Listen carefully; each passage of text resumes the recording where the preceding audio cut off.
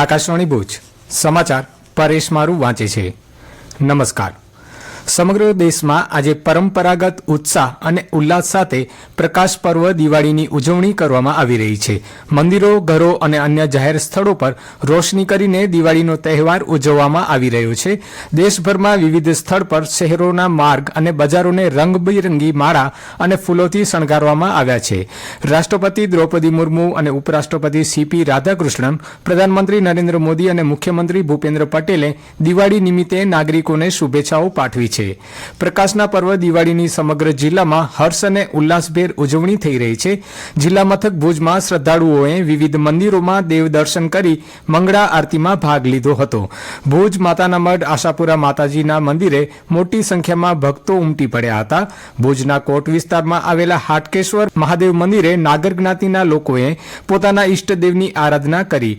બીજી તરફ વહેલી સવારે હમીરસર તળાવ કિનારે આતશબાજીનો અનોખો નજારો જોવા મળ્યો હતો। દરમિયાન કચ્છની બજારોમાં છેલ્લી ઘડીની ખરીદી માટે ભીડ જોવા મળી રહી છે। મોડી રાત સુધી લોકો નવા વસ્ત્રો, સુશોભનની ચીજ વસ્તુઓ, મીઠાઈ, ફટાકડાની ખરીદી કરશે। આજે દિવાળી પર્વને અનુલક્ષીને સારા મુહૂર્તે નવા ચોપડાના પૂજનના આયોજનો થઈ રહ્યા છે। જથ્થાબંધ બજારમાં પણ આજે ચોપડા પૂજન બાદ વ્યાપારિક ગતિવિધિઓને લાભ પાંચમ સુધી વિરામ અપાશે અને ફરી લાભ પાંચમના નવા વર્ષના મુહૂર્તના સોદા થશે। નવા વર્ષની શુભકામનાઓ આપવા અને દર્શન કરવા માટે શ્રદ્ધાળુઓ મોટી સંખ્યામાં કચ્છના વિવિધ ધાર્મિક સ્થળોએ ઉમટશે। ભુજ, ગાંધીધામ, આદિપુર, અંજાર, માંડવી, મુન્દ્રા, ભચાઉ, નખત્રાણા, નલિયા, દયાપર સહિતના વિસ્તારોમાં આવેલા સ્વામિનારાયણ, આશાપુરા માતાજી, મનમોહનરાયજી, રાધાકૃષ્ણ અને મહાદેવના મંદિરોમાં વિશેષ આરતી તથા સહકીર્તન સહિતના કાર્યક્રમો યોજાશે।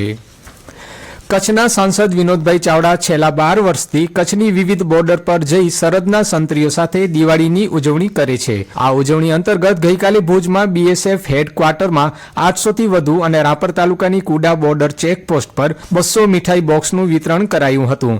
સાંસદ વિનોદભાઈ ચાવડાએ આ પ્રસંગે જણાવ્યું હતું કે સરહદના સંત્રીઓ સાથે દીપાવલી પર્વની ઉજવણી કરી તેમની સાથે પરિવારની ભાવના જાગૃત કરી શકાય છે। આ પ્રસંગે સીમાદળના ડીઆઈજી વાય.એસ. રાઠોડ, કમાન્ડર સુરેન્દ્રસિંહ સહિત બીએસએફના અધિકારીઓ, જવાનો ઉપસ્થિત રહ્યા હતા। તો માંડવીના ધારાસભ્ય અનિરુદ્ધભાઈ દવેએ માંડવી ખાતે આવેલા બીએસએફ કેમ્પમાં જવાનો સાથે દિવાળીની ઉજવણી કરી। જવાનોને દિવાળીની મીઠાઈ આપી શુભેચ્છાઓ પાઠવી હતી। લખપત તાલુકાના પાકિસ્તાન બોર્ડર પાસે સ્થિત Siyot camp, Mudhan BOP, Guneri BOP, Radhakrishna BOP સહિત કુલ 6 ઝીરો પોઈન્ટ બોર્ડર ચેકપોસ્ટ પર તૈનાત બીએસએફના જવાનોને દિવાળી પ્રસંગે કચ્છ જલધારા સેવા સંઘ દ્વારા મીઠાઈ અને ડ્રાયફ્રૂટના 600 પેકેટનું વિતરણ કરાયું હતું। કચ્છ જલધારા સેવા સંઘ વર્ષોથી સામાજિક અને માનવીય સેવા કાર્યો કરે છે। બંધુ પ્રેમ ગ્રુપના ચંદ્રકાંત પટેલ, ભગીની સ્નેહ મંડળ ઉમરગ્રામ, કાંતિભાઈ વલસાડી તરફથી આર્થિક સહયોગ મળ્યો હતો। વિથોણ પાટીદાર સમાજના ભાઈઓ બહેનોએ મીઠાઈ બનાવવા, પેકિંગ વગેરે કામમાં સહયોગી રહ્યા હતા। પાવરપટ્ટી વિસ્તારના નિરોણા ગામમાં ગ્રામ નિવાસ ભારત નિવાસ નામે એક અનોખો માનવીય અને સાંસ્કૃતિક અનુભવનો કાર્યક્રમ 25 થી 30 ઓક્ટોબર દરમિયાન યોજાશે। આ 5 દિવસ દરમિયાન રાજ્યના વિવિધ જિલ્લાઓમાંથી આવતા વિશ્વગ્રામના યુવક યુવતીઓ એક અઠવાડિયા માટે ગામ જીવનમાં રહેણી કરણી, પરંપરા અને પ્રકૃતિ સાથે જોડાવાનો જીવંત અનુભવ કરશે। આ સમય દરમિયાન તેઓ સમૂહ પ્રાર્થના, ગ્રામજનો સાથે ગોષ્ઠી, બાળકો અને કિશોરો સાથે સર્જનાત્મક પ્રવૃત્તિઓ, સ્થાનિક રસોઈ બનાવી, રેટીઓ કાતવો, રોજનીશી લખવી, પ્રકૃતિ ભ્રમણ અને સ્થાનિક કલા શીખવા જેવા અનુભવો પ્રાપ્ત કરશે। નિરોણા ગામની આ આત્મીય મુલાકાતનો કાર્યક્રમ ફૂલપીર દાદાના સ્થાનક પર યોજાશે।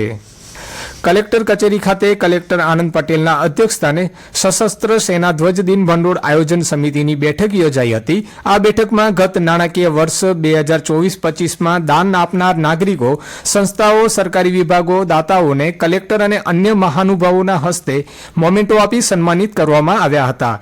કાર્યક્રમમાં દીનદયાળ પોર્ટ ઓથોરિટી ગાંધીધામ દ્વારા સશસ્ત્ર સેના ધ્વજ દિન ભંડોળ સમિતિના અધ્યક્ષને ₹10 લાખનો ચેક અર્પણ કરાયો હતો। અને આ સાથે સમાચાર બુલેટિન પૂરું થયું। નમસ્કાર।